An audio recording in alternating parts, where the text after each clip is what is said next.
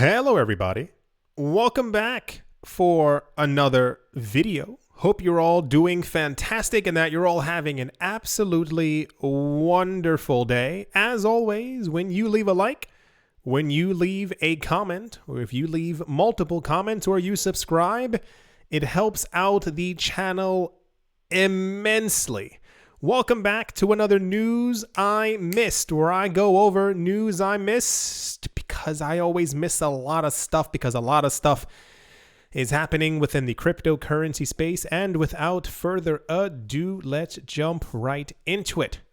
Popular US-based exchange Coinbase has announced the launch of Coinbase Pay, an easy way for users of the platform to participate in Web3 and other crypto services. According to the Coinbase blog, Coinbase Pay will function as a simple way for users to fund their Coinbase wallet from the Chrome extension app. The company highlights the importance of customers being able to access and use services such as decentralized finance, NFTs, and other Web3 services via a method that is user-friendly. Coinbase says that until the introduction of Coinbase Pay, users who wanted to add funds to their Coinbase wallet from the browser extension needed to navigate to the website, sign into their account, copy-paste their wallet address, and manually transfer funds from their Coinbase account. Of course, this process was not only cumbersome, but also left the user vulnerable to user error. Coinbase Pay, they say, makes the process faster, easier, and more secure than ever before, since all you need to do is select Add Crypto with Coinbase Pay when you want to add crypto to your Coinbase wallet. Wonderful.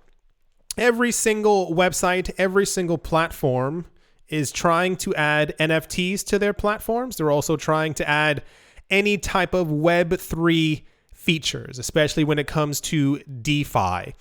I was going to make a joke that the easiest way to actually engage in these things was to simply use the protocols yourself. But as we've seen before in the past, a lot of people do prefer a centralized system, such as Coinbase. A lot of this has to do with fault transfer. So if something goes wrong, you can blame the fault on the company that you're using as opposed to having to blame yourself. I'm very interested to see exactly how decentralized finance grows in a world where people continuously rely on centralized systems. So it doesn't usually make a lot of sense. I'm sure there are going to be many people in the coming months who are going to be using Coinbase's and other companies' features for DeFi. Their accounts may be locked or blocked or stopped or halted. Money may not be able to be withdrawn, and they will simply go, I thought this was DeFi. The same exact discussion that we had around 2 weeks ago, where people were for some reason hyper confused when they couldn't move their money or their money was frozen on a number of NFT websites, and they went, but I thought this was decentralized. That's the Coinbase Pay news. Wonderful. They're Coinbase, so it's going to be popular. I do appreciate the integration of Web3 and other crypto services into their platform, but once again, it's still hyper centralized through one company, and I think that just may be the reality of the situation. And without further ado, let's move on.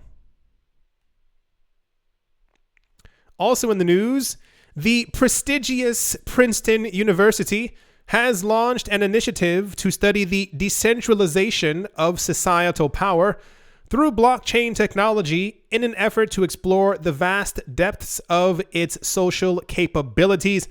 For the launch, Bloomberg reported that Princeton's Venture Forward campaign received $20 million in donations from high-profile rich people. The initiative is designed to study the ways in which modern technology, especially blockchain, can interfere with and change social norms, just as other technologies such as the printing press and the internet have in the past. A lot of times it seems a bit weird. I think people, maybe not so often, think about the past in a very non-abstract way. Like, think of where we were 10 years ago when it came to smartphones.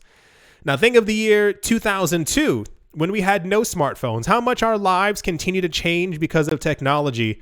It's been estimated for a number of years now. First of all, we've already seen the change. I mean, it's a gradual daily change, so it hasn't been as dramatic.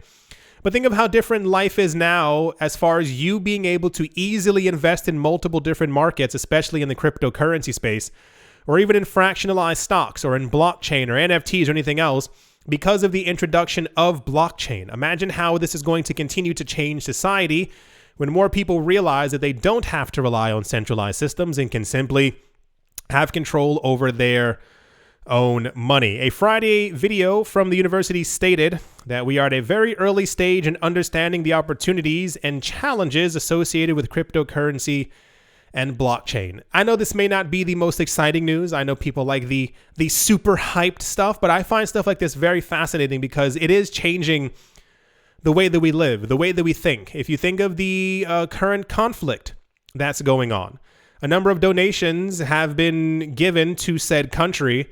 This would not have been possible without blockchain. Think about that. Think of the immediate someone, for lack of a better term, saying, hey, I need help. And instead of being like, okay, I'm going to send you a letter with money inside of it, or hey, I'm going to run to Western Union and hopefully the money gets to you and I won't have to pay a 15% fee. You can say right now, at this very moment, I'm going to help you. So it has changed society. I hope continuously for the better, but only time will tell because all technology can be used for good and bad. It's just a matter of whose hands it's in. Yeah, I'll say that one. Alrighty. That's the Princeton is launching a decentralization of societal power initiative study. And yeah, let's move on.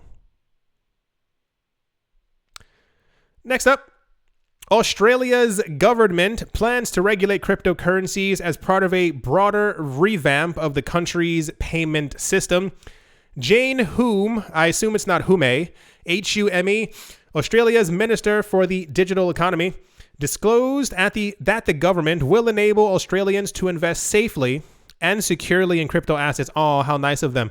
By introducing a market license framework for cryptocurrency exchanges, cryptocurrency taxation, investor protection from fraudsters, and measures to govern digital banks, cryptocurrency exchanges, and brokers are all. So basically, you want complete control over the space. Got it.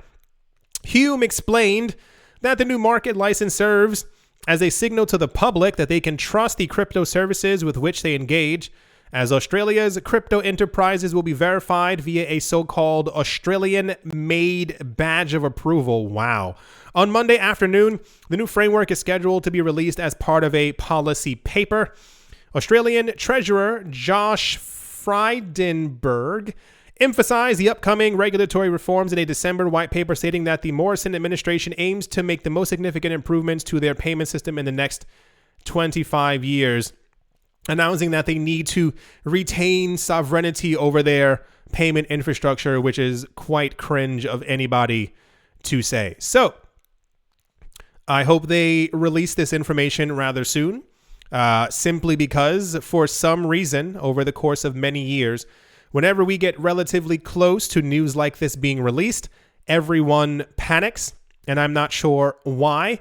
We know that there are going to be regulations. Are you shocked that there are going to be regulations? You should not be shocked that there are going to be regulations because we know that there are going to be regulations. However, fear does take hold of many people as these things are being signed or written into law. They've known that they were going to do this for a very long time. It's just a matter of them simply doing it. I wish that there was less discussion of we're going to regulate in 5 years as opposed to simply saying, hey, let's just tax it. Let's do what we know we are going to do, as opposed to trying to deter people from getting into the market while they continue to get into the market and are simply unsure as to if they're doing something illegal, as has been the case in many other instances around the world. So cool. It's called the Digital Services Act. Just do it. Just launch it right now. I promise nobody's going to hate you. Nobody's going to be like, oh my gosh, why are they releasing it now? The sooner you release this, the further we can get away from it. Because let's be realistic, no one actually cares except for the governments. Anyway, That's the Australian landmark payment services reconstruction news. And yeah, let's move on. Also in the news, Gamestop is working hard to launch its NFT marketplace by late Q2. This would put it in the same field as major players like OpenSea and Coinbase last year. The community revived GameStop. Was it only a year? Doesn't the GameStop thing feel like it was 5 years? Like it seems like it was so long ago. Jeez. From under the greedy claws of Wall Street hedge funds, now GameStop wants to give back and make the most out of its second chance with the launch of an NFT marketplace to serve gamers, crypto lovers, and tech enthusiasts. On the 17th of March, American video game retailer GameStop revealed its intentions to launch an NFT marketplace by the end of Q2 of 2022. According to its Q1 report, the marketplace would be powered by Immutable X, a layer 2. This sounds familiar. Did we go over this already? I don't think so. Because this news, no, never mind. This news is like 2 or 3 days old, but I remember saying Immutable X for some other project that was happening. Immutable X, a layer 2 protocol running on the Ethereum network, allowing NFTs to be exchanged instantly with a transaction scalability of 9,000 operations per second without charging any fees to its users. So basically what you're saying is that we should all just be using Immutable X. Cool. Last February 3rd, GameStop announced the marketplace would be launched. That's what it is. Will be launched by the end of 2022. However, the new report says that they're trying to launch it by late July. I'm pretty sure July would be Q3 because it's every 3 months is a quarter. January, February, March, April, May, June. It would be the end of June would be late Q2. So Q3 would be... Alrighty. So yeah. I guess the news has been revealed that we now have an actual date for when this is going to happen. I do wonder if they can get even remotely close back to their former glory.